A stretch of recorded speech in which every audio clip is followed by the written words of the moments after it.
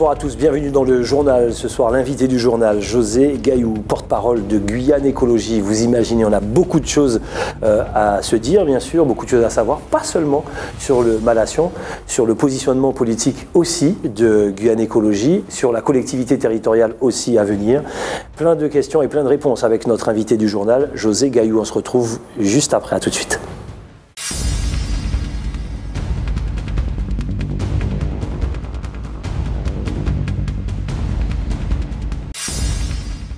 Au terme de son chemin de douleur, Jésus est maintenant crucifié, immobilisé sur la croix. Plus de 2000 ans ont passé, mais aujourd'hui encore, le week-end de Pâques rassemble des millions de croyants à travers le monde.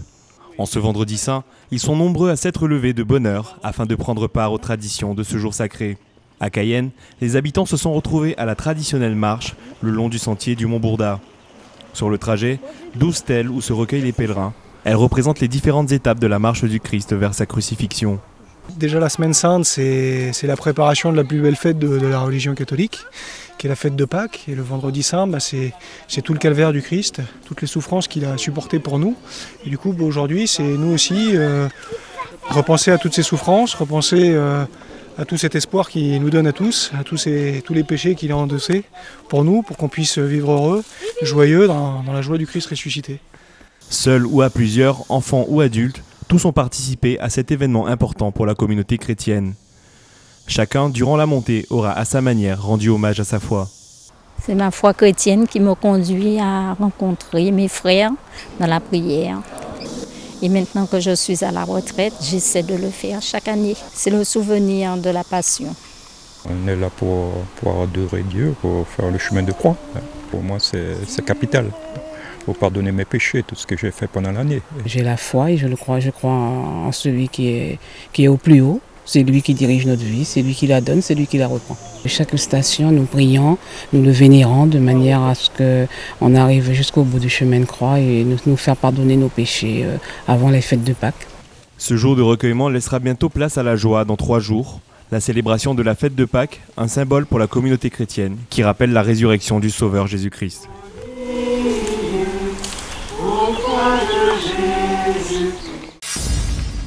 C'est officiel, dès le mois d'août, la compagnie brésilienne Azul effectuera 2 vols par semaine. Elle va desservir à partir de Macapá, la capitale de l'Amapá, la destination Guyane via l'aéroport Félix-Éboué à Maturi. Une bonne nouvelle pour les ressortissants brésiliens mais aussi pour les Guyanais. Une petite concurrence s'installe. Elles seront désormais 2 compagnies avec Suriname Airways à desservir le Brésil et la Guyane. Azul est une compagnie aérienne low cost créée en 2008. Elle dessert déjà 25 villes du Brésil et a souhaité se développer en Guyane. En janvier dernier, le préfet recevait une délégation de 5 personnes pour parler de l'avancée du projet. Il faudra attendre encore quelques mois pour les premiers vols. Pour l'instant, aucune précision sur le prix du billet d'avion. Mais Azul a obtenu en 2014 le titre de la compagnie de transport la plus fiable et la plus ponctuelle de Brésil.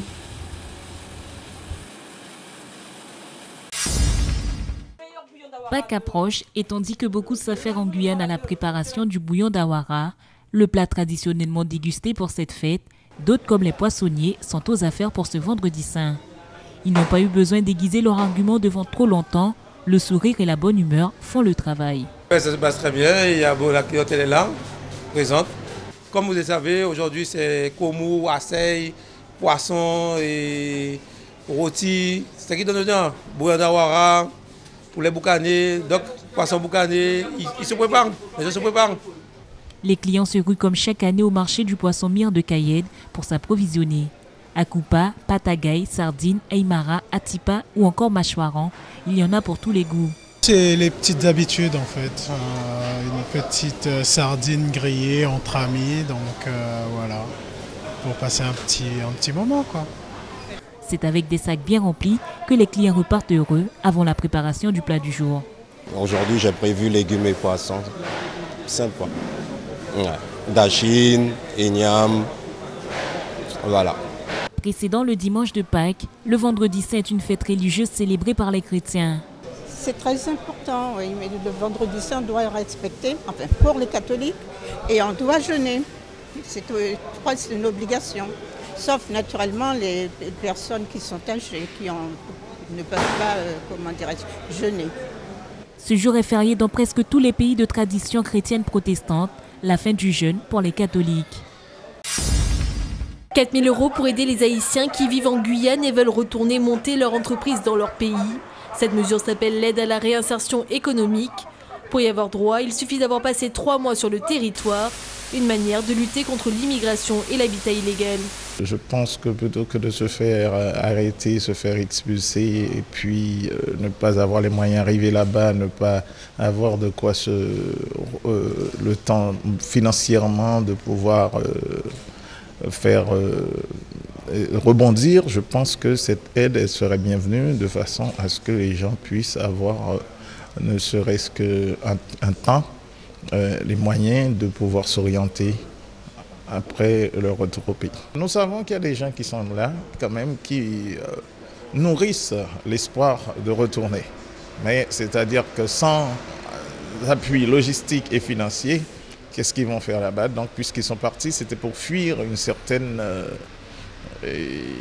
précarité. Pour Haïti, la convention a été signée le 5 mars dernier entre l'Office français de l'immigration et de l'intégration, l'OFI, et l'association Entrepreneurs du Monde.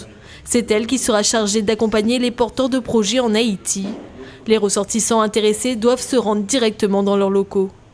Une fois qu'elle se présente au niveau d'OFI, on lui délivre une information déjà sur l'aide au retour, classique, et ensuite on lui délivre une information sur l'aide à la réinsertion, en sachant que la personne peut nous présenter un projet à nous soumettre. Et ça peut être un projet pour un cybercafé, un projet pour une petite ferme avicole. Alors, le domaine n'est vraiment pas cloisonné. C'est l'opérateur qui est sur place, donc l'entrepreneur du monde, c'est l'opérateur qui a été retenu à Port-au-Prince, qui va être chargé d'acheter le nécessaire pour alimenter le fonds de commerce. Mais on ne remet pas de l'argent en espèces. Et cette aide peut être cumulée avec l'aide au retour. L'année dernière, 38 ressortissants haïtiens ont quitté la Guyane pour retourner dans leur pays.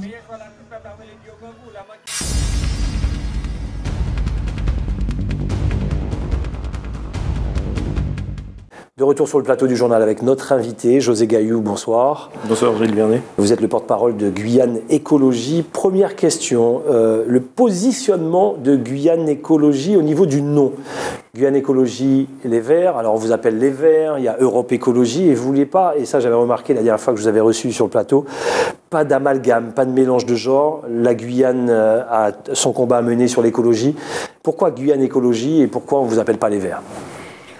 Définitivement. Après, on ne reviendra plus là-dessus. Oui, Guyane Écologie, c'est notre mouvement politique. Les Verts, on pourrait considérer que c'est la couleur de l'écologie, parce que partout dans le monde, les écologistes ont cette couleur. Oui. Il y a eu un parti politique avant Guyane Écologie qui s'appelait les Verts. Exact. Et comme en métropole également, il y a eu les Verts avant Europe Écologie. Donc, c'est une fusion d'Europe Écologie et des Verts. Les Verts qui étaient plus, je dirais, structurant parti politique, et Europe Écologie qui faisait l'ouverture à la société civile. Nous avons fait la même chose ici en Guyane, et nous avons pris le nom de Guyane Écologie pour bien montrer que notre fonctionnement qui est complètement autonome par rapport à Europe Écologie, même si nous avons des attachements avec Europe Écologie. Ça vous irrite quand les gens vous appellent, ils font leur raccourci en vous appelant les Verts ? Oui et non. Non, parce que j'ai connu Marina Silva, qui était candidate à la présidence au Brésil. Son parti s'appelait les Verts, Verde. J'ai connu des écologistes africains, c'était aussi les Verts. Mais ici, en Guyane, il y a souvent une connotation un peu péjorative. Cette connotation nous renvoie à l'époque de la création des Verts en Guyane, mouvement politique qui a été créé, je dirais, par des métros qui venaient de l'extérieur, qui imposaient un point de vue qui n'était pas forcément celui des Guyanais. Et du coup, on s'éloignait d'une politique concrète dans le département. On n'avait qu'un seul regard autour uniquement de l'environnement. Et ça, oui. Et l'écologie, c'est pas que l'environnement. Nous parlons d'écologie politique également. Et comme je le dis souvent, on pourrait même considérer que tous les Guyanais sont écologistes, puisque de par notre, je dirais, construction mentale ou l'éducation que nous avons reçue de nos grands-parents, nous sommes écologistes. Et je l'ai souvent rappelé aussi, les premiers écologistes, ce sont les autochtones. Le mot écologiste n'existait pas. On l'a inventé en 1930. Les Occidentaux ont essayé de trouver un mot pour correspondre à un mode de vie, mais les Amérindiens étaient nos premiers écologistes. Alors, on essaye de trouver des solutions pour un peu plus d'autonomie ici dans le département. Si on pense à l'électricité, par exemple, on parle beaucoup, là, depuis quelques années, de deuxième barrage.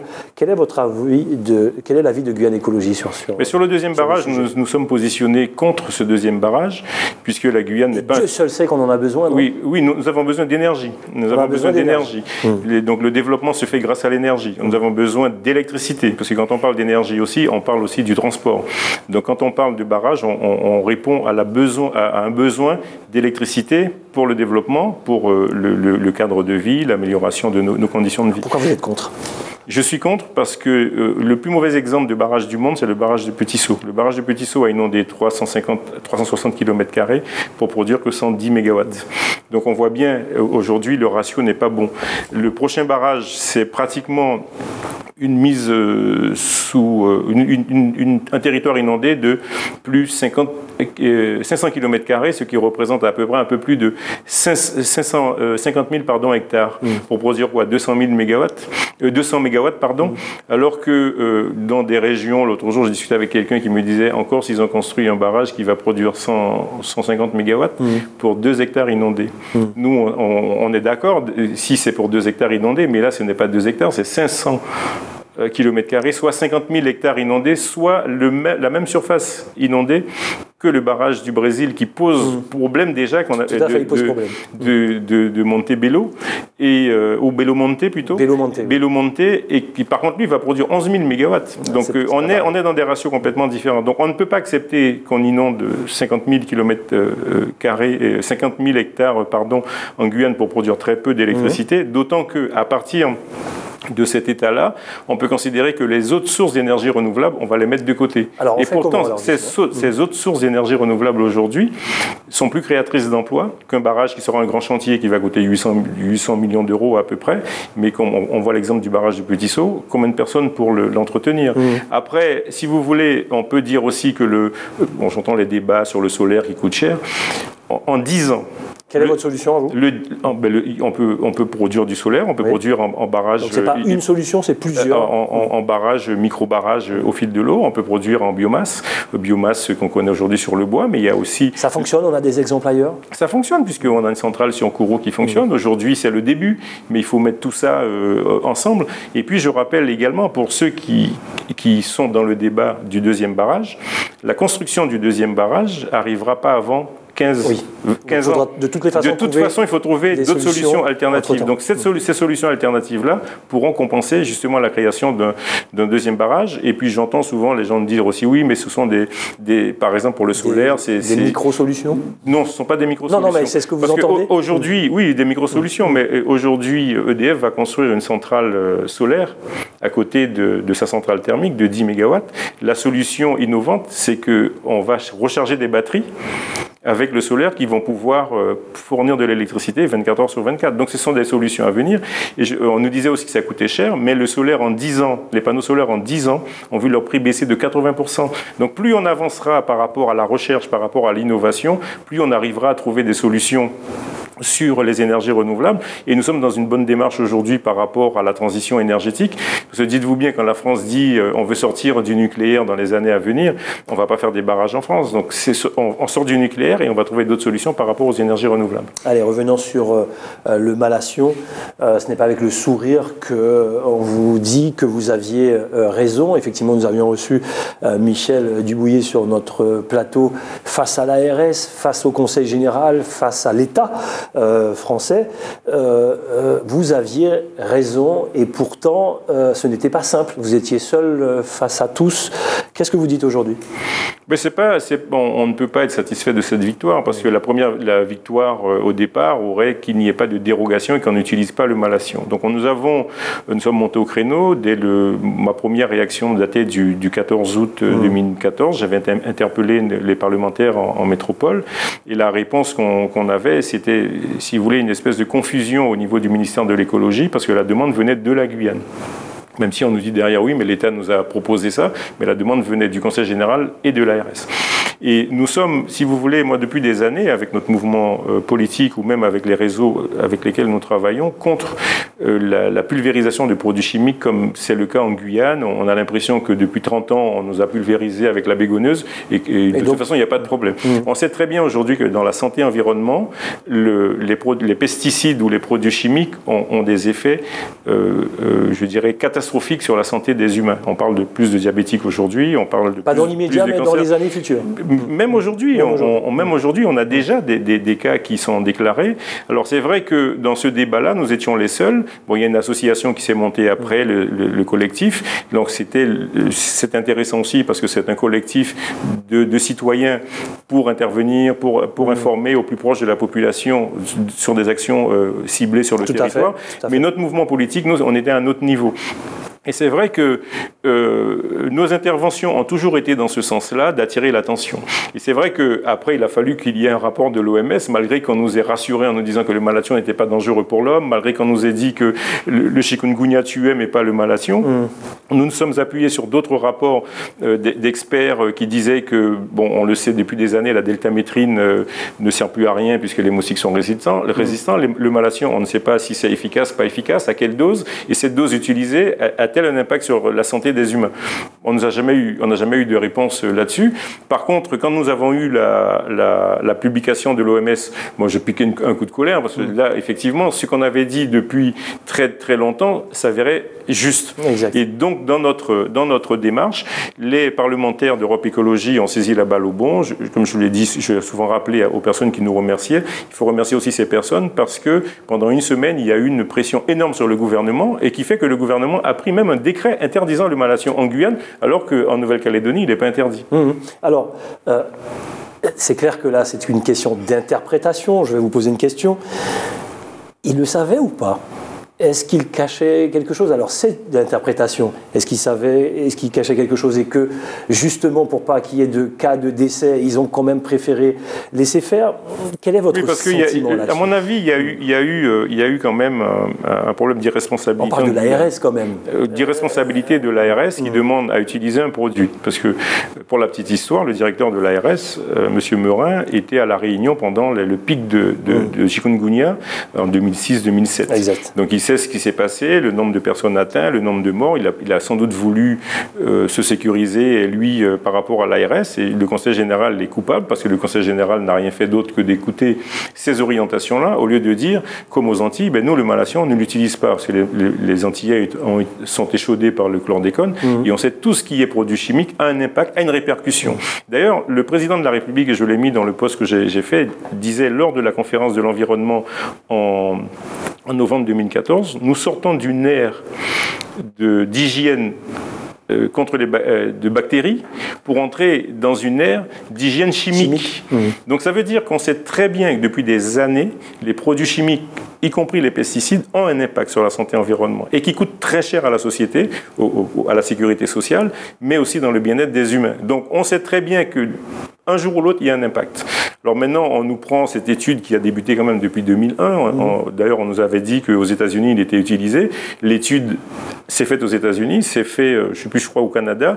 Et au Canada, oui. Et en Suède.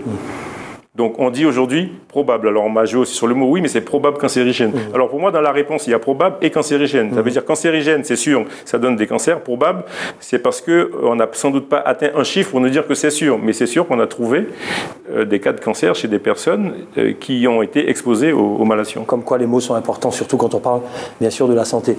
Cours sur l'OMS notamment. On parlait de l'OMS, effectivement. Donc lorsque l'OMS dit je fais une aparté sur la fièvre jaune, qu'il faut simplement prendre un seul rappel de la piqûre de la fièvre jaune et qu'en Guyane, tous les 10 ans, on nous dit qu'il faut prendre la deuxième piqûre. Quel est votre sentiment là-dessus? L'OMS n'a plus d'impact sur la Guyane, c'est quoi? Mais ça, c'est au niveau du gouvernement. Ouais. Là-dessus, je pense qu'effectivement, il faut rapidement... c'est officiel. Au niveau du gouvernement, qu'on puisse... une fois suffit.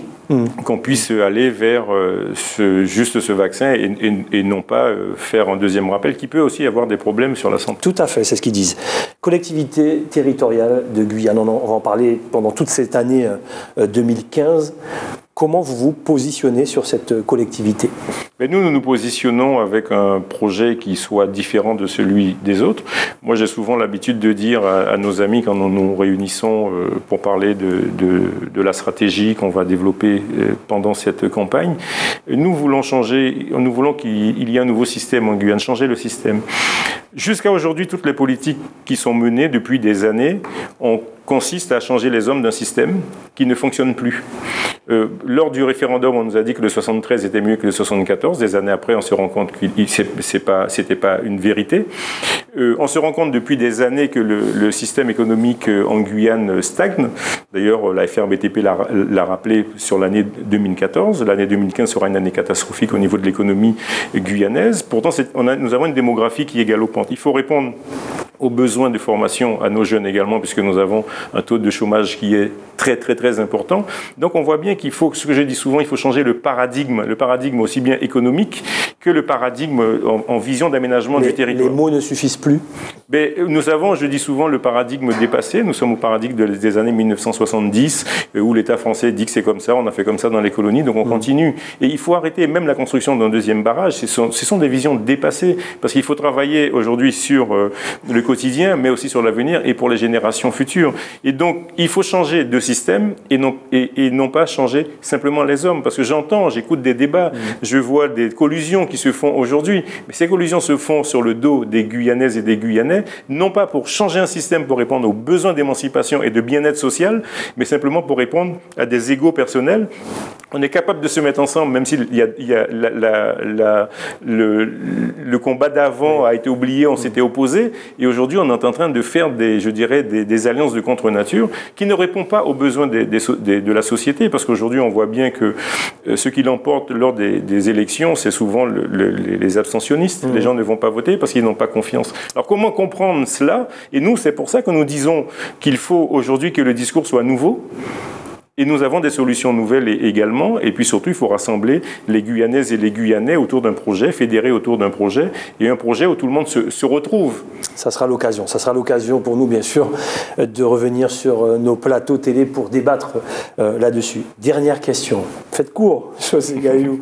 On va essayer de tordre le cou à un cliché de tout temps, on va dire, ici en Guyane. Les Verts contre l'exploitation des mines. Alors, on oublie le mot vert. Guyane Écologie contre l'exploitation des mines. C'est un cliché. Non, bon, on n'est pas contre, parce que je le rappelais souvent, d'ailleurs je vais sortir un article dessus. Aujourd'hui, la stratégie au niveau mondial, il faut la revoir. Gilles Vernet, en 2015, cette année, il y aura plus de téléphones portables que d'humains sur la planète. Les téléphones portables sont construits à partir des ressources stratégiques, minérales, qui viennent du sous-sol. Il n'y a pas que l'or. Il n'y a pas que l'or. Et nous sommes dans une ère numérique, avec les tablettes, les ordinateurs portables, avec le stockage dans les nuages qu'on appelle le cloud. Et il faut de l'énergie, il faut aussi des matières premières pour construire cela. Donc, il est évident qu'il y a des ressources stratégiques que nous devons maîtriser. Il n'y a pas que l'or. 80% de l'or part dans les banques, c'est de la spéculation, on lui donne une valeur monétaire. Et les 20% qui restent, c'est pour les bijoux et une partie pour les composants électroniques.